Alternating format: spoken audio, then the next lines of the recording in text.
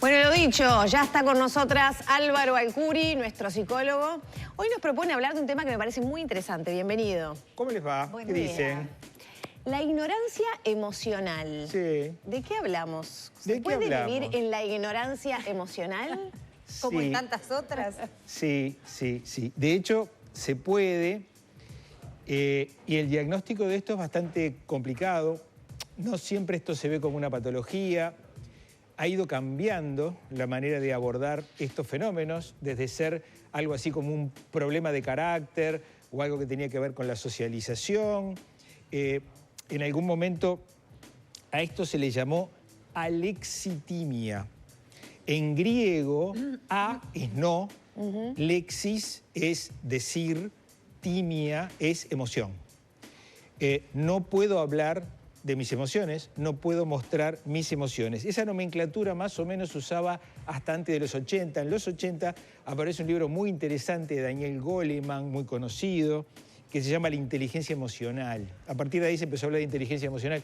Y después de eso, una tercera ola, cómo enfrentar esto, que tenía que ver con el autismo, como distintos grados de autismo. Si bien las causas de esto no están claras, vemos estos cuadros y cada vez le estamos prestando más atención, porque en realidad las personas que no toman en cuenta sus emociones son muy disfuncionales. Pero yo tengo una pregunta, ¿nos estamos refiriendo a esa persona que uno dice, pero este no se da cuenta, que es la típica, no se da cuenta de nada? ¿O es esa persona que directamente no se da cuenta pero no lo puede expresar porque es distinto? Pasarle por arriba a las cosas que las estoy sufriendo, siento cosas pero no las puedo transmitir. Hay distintos grados de esto, evidentemente. Como estamos prestándole más atención, cada vez estamos descubriendo más casos de estos y más tempranos. Entonces, cuando aparecen en los niños, cuando aparecen dificultades de aprendizaje, dificultades para integrarse a grupos, es más rápido el abordaje psicológico, es más rápido el abordaje desde el aprendizaje, pero muchas personas llegan a la adultez sin haber sido tratados, sin siquiera haber reparado, porque el entorno en donde crecen este tipo de personalidades suele facilitar esto. Entonces, el abordaje hoy en día está yendo hacia ser sistémico. Hay que abordar el entorno en donde esta persona crece. Y lo que la tendencia está mostrando es que a las emociones hay que educarlas. A vos te pueden enseñar a no mostrar tus emociones. Incluso hay culturas, la cultura japonesa, por ejemplo, considera que es de muy mala educación mostrar emociones. Al revés que la cultura latina. Para nosotros, no mostrar una emoción es algo así como, ¿qué te pasa? Estás enfermo. Claro, me viene la duda. ¿De qué estamos hablando? ¿De una persona que tiene como la incapacidad para identificar lo que le pasa adentro y a veces incluso sentir que no le pasa nada? En la vida nos hemos contactado con gente así, ¿no? Que dice, bueno, ¿pero y qué te pasa? ¿No? Y dice, pero ¿te está pasando esto? ¿Deberías estar así o asá? No me pasa nada, ¿no? O la incapacidad para comunicar la emoción que a veces puede abrumarte y por lo tanto tener una mala gestión de la misma y tener reacciones desbordadas o, bueno, que no correspondan con eso o que no sean cuidadosas con los demás y con uno mismo en definitiva. ¿De qué hablamos cuando hablamos de ignorancia entonces? Lo que ocurre es que hay distintos grados de esto. Vos ves a personas que no pueden relacionarse con su entorno, el autismo más grave, ¿tá? Que aparece, lo vemos en los niños, en donde estos chiquilines están prácticamente encerrados en su mundo. Entonces, todos los procesos de aprendizaje y de socialización son complicados para ellos. Hasta un montón de grados, un montón de grises que tienen que ver con cómo esta persona fue integrándose más o menos, cómo esto fue siendo educado, cómo el entorno facilitó esto, o lo trabajó, o lo trató, hasta llegar a la vida adulta. En la vida adulta hay de todo, desde las personas que porfían que no sienten nada y sí sienten, hasta las personas que no reaccionan a emociones básicas o no las identifican. ¿Por qué hoy en día es importante hablar de esto? Porque las emociones es lo que nos hace distintos a las máquinas y a las inteligencias artificiales. Y ya hemos venido haciendo más de una columna hablando de habilidades blandas, de las emociones, y cómo esto, si no lo tomamos en cuenta y si no lo entrenamos, esta habilidad, esto que nos hace distintivos, en definitiva, esto que nos hace humanos, no lo estaríamos prestando la debida atención. Claro, pero tú decías que las emociones se educan. Pero se educan cuando uno es chico, porque también es muy común escuchar yo soy así, yo ya soy así, o en realidad no es tan así y también podemos educarlas una vez identificada la dificultad ya de adultos. Siempre se puede hacer algo, siempre se puede identificar el problema. Cuanto antes encuentres que hay una dificultad en este sentido y abordarla es mejor, es mucho mejor abordarla en un chiquilín que tiene 3, 4 años, 5 años, a en un adulto, pero siempre se puede hacer algo. Los fenómenos aparecen cuando uno se decide observarlos. Tenemos un montón de diagnósticos y un montón de estudios hoy. ¿Qué pasa hoy? Nos decidimos observar esto. Hace 20, 30, 50, 60 años no poníamos tanta atención en este tipo de trastornos, por decirlo de alguna manera. No veíamos porque no mirábamos para ahí. Ahora lo vemos, ahora lo consideramos relevante y ahora consideramos que hay procesos educativos, sobre todo, más que una terapia que diga, estas personas están enfermas, que es una cosa bastante discutida. ¿Qué decimos de esto? ¿Esto es una enfermedad?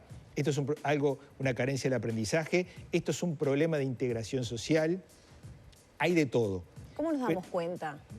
Si algún adulto capaz que se siente que puede tenerlo y no se da cuenta capaz que por esta desconexión con sus propias emociones, o bueno, o como padres, madres, advertir en algún hijo. Es muy importante el abordaje sistémico, es muy importante lo que dice el entorno.